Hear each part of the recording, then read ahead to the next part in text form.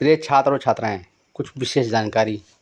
ये जो वीडियो आपको एक ही पैसेज पर 5 वीडियो दी गई है और इसमें 5 स्पीड है, 80 की, 100 की, 120 की, 140 की, 160 की। तो पहले आपको 80 की वीडियो देखना है, जिस पे वीडियो में मेरी नोट्स डिस्प्ले हो रही है। उस डिस्प्ले नोट्स के माध्यम से आपको उसका होमवर्क करके व्हाट्सएप के माध्यम से चेक करवाना है। फिर आपको होम प्रैक्टिस करना है और करने के बाद 80 की जितनी भी वीडियो, जितनी प्लेलिस्ट में हमारी पड़ी हुई हैं, सभी को टारगेट करना है। और फिर 100 को करना है, फिर 120 को करना है, फिर 40 करना है, फिर 60 करना है। मतलब सारी प्लेलिस्ट से आपको क्रम से, सीक्वेंस से, लो से हाई की ओर स्पीड बढ़ानी है और बार बार प्रैक्टिस करनी है। इस क्रम से अगर प्रैक्टिस करेंगे तो आपकी 160 तक स्पीड मेंटेन हो जाएगी, जो ये सभी परीक्षाओं के लिए पर्याप्त है। Ready, start. उपाध्यक्ष महोदय जी, भारत जगत गुरु है। इतिहास में ऋषियों, मुनियों और विद्वानों ने जीवों के संदर्भ में बहुत कुछ लिखा है। जैव विविधता के विषय में जितना ज्ञान भारतवर्ष में समाहित है, उतना ज्ञान संसार के किसी भी देश में नहीं है। मैं एक श्लोक के माध्यम से बताना चाहूँगी कि धरती पर जीवों की संख्या कितनी है, लेकिन एक एक 2-2 लाख पौधों की संख्या की दुहाई देकर संसार में देश अपने आप को उच्च स्थानों पर बैठाने की कोशिश करते हैं। जिन्होंने यह साक्षी दी है। कल पशुधन आयात पर चर्चा हो रही थी, तो मेरे मन में वेदना थी कि पशुधन आयात में मात्र पशुओं को गिना जाना चाहिए था, जबकि उसमें जल में रहने वाले जीवों को भी गिना जा रहा था। नीम के पौधे की आज संसार भर में बात होती है।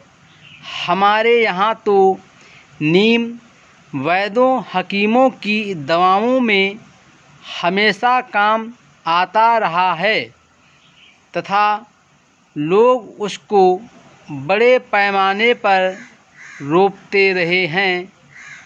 आज से नहीं, वरन पुराने ज़माने से हमारे लोग पीपल के पेड़ की पूजा करते रहे हैं। उन अज्ञानी लोगों को चाहे ये पता नहीं था कि पीपल का पेड़ दिन रात ऑक्सीजन देता है, लेकिन वे उसे देवतुल्य समझते हैं। देवतुल्य उसे समझा जाता है जो मानव के जीवन को सृजित और विकास करने में सहयोग देता है। मेरा निवेदन है कि हमारे देश में ऐसे ऐसे दुर्लभ पौधे और जड़ी बूटियां हैं जिनका जिक्र हमारे शास्त्रों में है। रामायण में तो संजीवनी की कथा सबने सुनी है। नामांकन की व्यवस्था पौध संरक्षण में की गई है।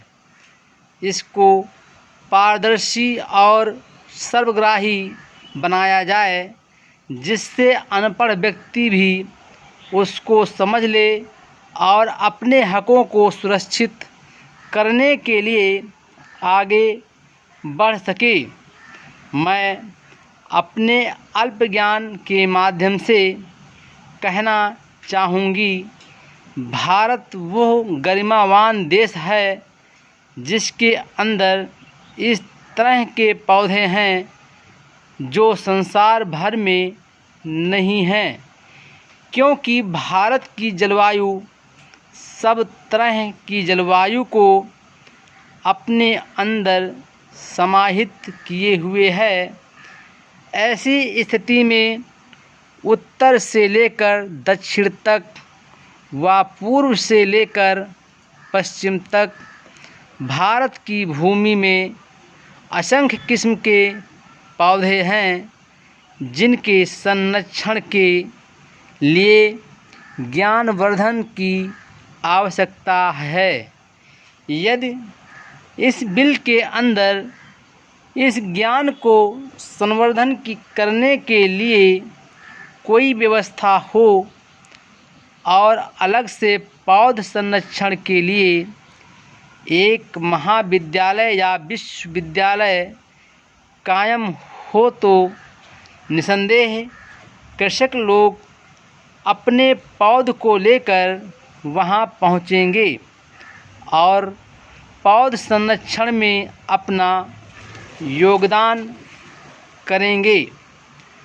अध्यक्ष महोदय, राजस्थान का अपना गौरवशाली इतिहास है। गीता विश्व का एक ऐसा ग्रंथ है जिसका अनुवाद राजस्थानी, हरियाणवी सहित विश्व की सबसे अधिक भाषाओं में हुआ है तथा जिसमें हर मानसिक व्यथा का समाधान और निदान निहित है। मुझे गर्व है कि संसद में मुझे इस क्षेत्र का प्रतिनिधित्व करने का सौभाग्य 2 बार प्राप्त हो चुका है। मेरा आशय ये है कि राजस्थानी भाषा देशभक्तों और रणबांकुरों की भाषा है। इसे बोलने तथा समझने वालों की संख्या लगभग 4 करोड़ है। मेरा प्रस्ताव है कि राजस्थान प्रदेश तथा राजस्थानी बोलने व समझने वाले लोगों की भावनाओं का आदर करते हुए इस भाषा को भी संविधान की 8वीं अनुसूची में सम्मिलित किया जाए। ऐसा किया जाने से हर राजस्थानी गौरव महसूस करेगा तथा इस भाषा के समग्र विकास के लिए अधिक से अधिक प्रयत्न करेगा। मैं आपके माध्यम से रक्षा मंत्री महोदय के ध्यान में लाना चाहता हूं कि राजस्थान एक मरुस्थलीय तथा पिछड़ा राज्य है। वहां बड़े उद्योग नहीं हैं। रेतीला प्रांत होने के कारण वहां व्यापारिक गतिविधियां भी बहुत न्यून हैं। वहां की जनता कृषि पर निर्भर करती है। देश की रक्षा सेनाओं में वहां से सबसे अधिक नौजवान भर्ती होकर अपनी मातृभूमि की रक्षा में संलग्न हैं। जितनी भी लड़ाइयाँ अभी तक हुई हैं उनमें राजस्थान के लोगों की सबसे ज़्यादा शहादत रही है। वहाँ के रणबांकुरों ने अपने शौर्य एवं निष्ठा का परिचय हमेशा अपनी मातृभूमि की रक्षा करते हुए अपने प्राण न्यौछावर करके दिया है। राजस्थान के लोगों के इस उत्साह को बनाए रखने एवं उसके संवर्धन के लिए यह आवश्यक है कि देश की रक्षा सेनाओं में एक राजस्थान रेजिमेंट की स्थापना की जाए। इससे न केवल राजस्थान प्रदेश के लोगों में सेना में भर्ती होने का जज्बा और बढ़ेगा, बल्कि यह देश के लिए भी शुभ होगा।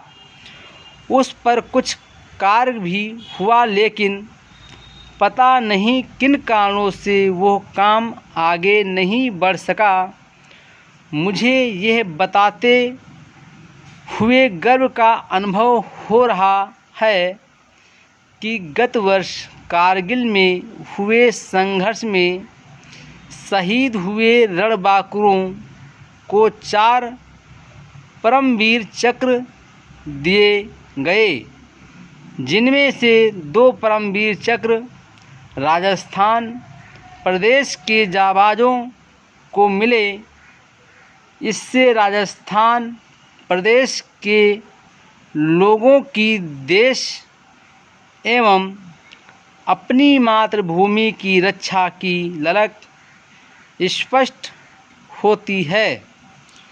ऐसी स्थिति में मेरी आपके माध्यम से मंत्री महोदय से विनम्र प्रार्थना है कि राजस्थान रेजिमेंट की स्थापना की जाए एवं वहां एक सेना छावनी बनाई जाए। Full stop.